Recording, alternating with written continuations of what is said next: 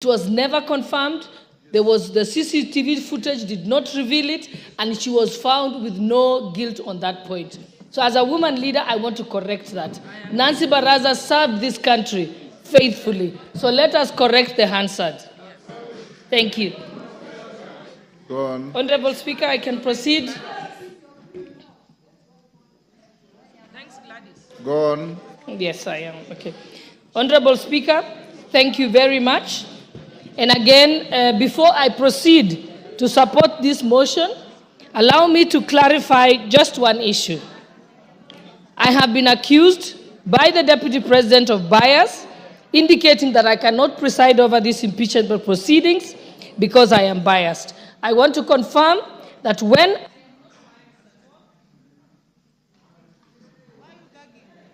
Okay, thank you.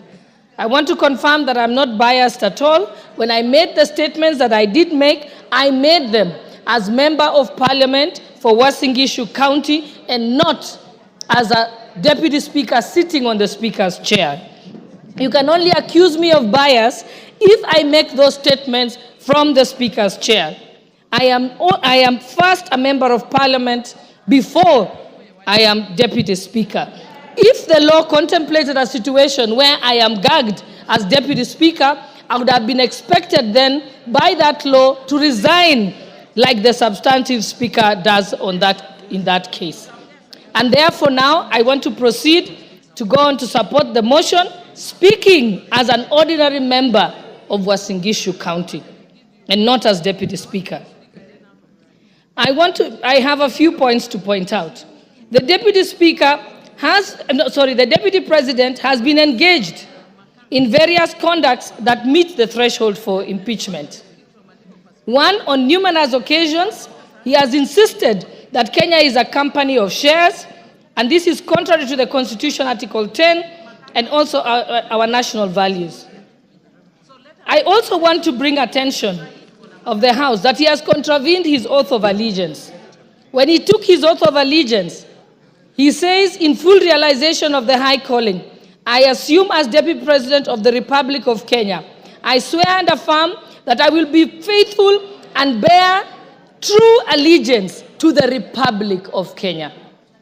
The oath of allegiance does not mention Murima, it does not mention Mount Kenya. He bears allegiance to the Republic of Kenya, not to his wife and not to his sons. So he has gone against his oath of allegiance. I also want to go on to refer to the press conference that the Deputy President held in Mombasa on the 25th of June, 2024. In that particular press statement, he distanced himself from the Finance Bill 2024. As a member of cabinet, in his position as Deputy President, he is collectively responsible for all the decisions that are made in cabinet, and therefore, in distancing himself, he violated Article 153 of the Constitution.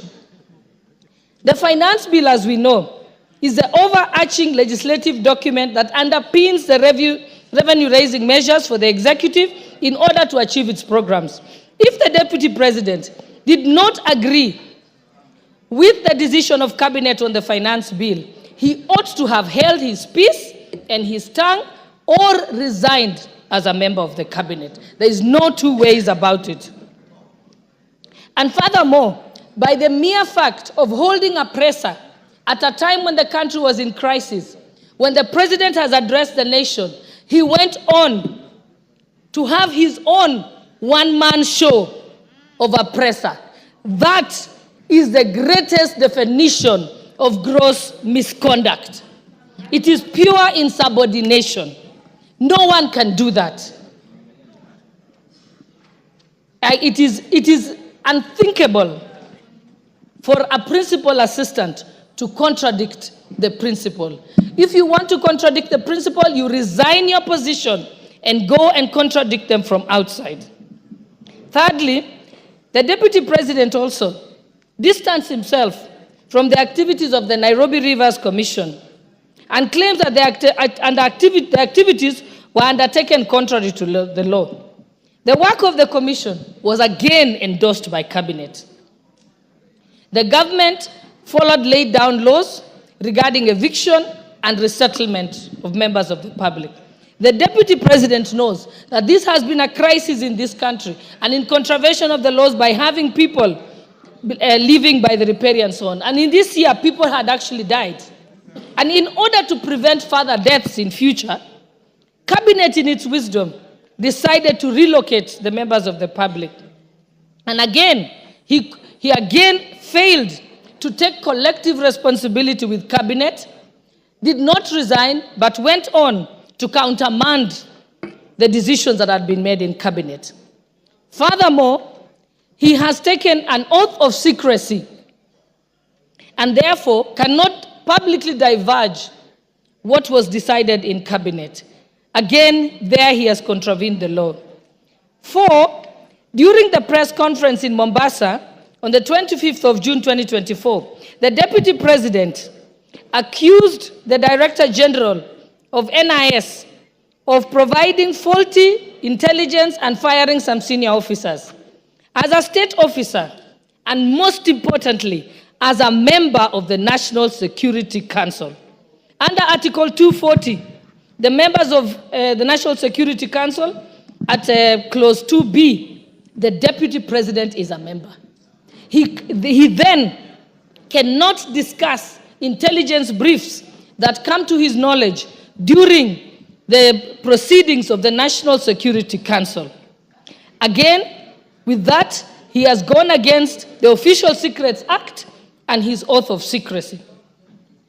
And even if he had any reservations, he has opportunity as a member of the National Security Council to raise it at the Security Council proceedings and even to raise it to the president in person, but not to come as if he's an ordinary citizen who is in the opposition and then speak about it in public. That is wrong. In fact, it is juvenile. It reveals him as a person who is unhinged and cannot control their tongue.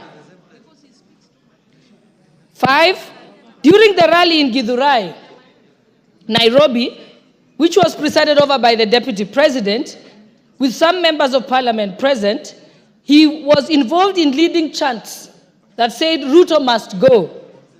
Ruto is a one-term president. He never denounced those statements. What that amounts to is that he is guilty of treason and other allied offenses. That is the Penal Code, Section 40. And I will read it out, just that there is no doubt. It says that any person owing allegiance to the Republic of Kenya or else of Kenya,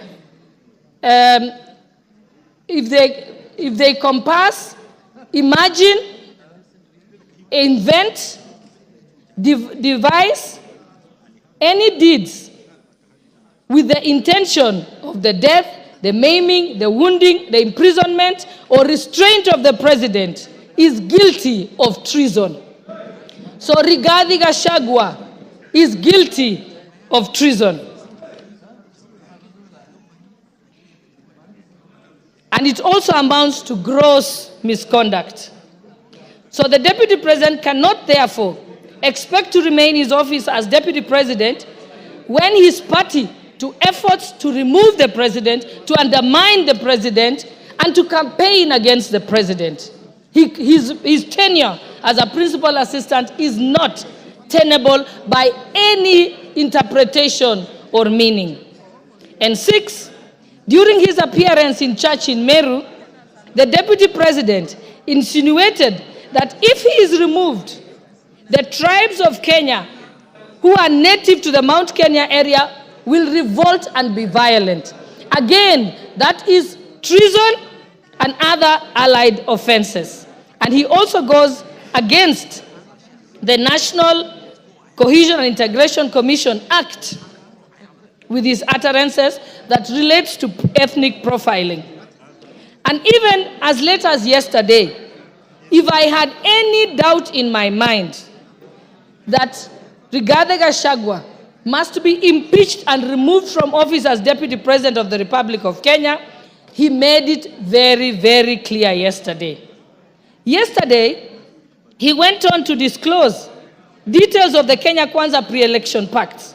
This is contrary to non-disclosure agreements that were signed by parties.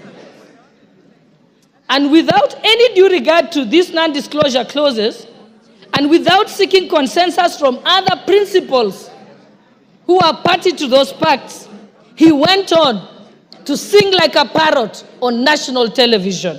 That is unbecoming behavior of a person who holds an office as high as that of the Deputy President of the Republic of Kenya.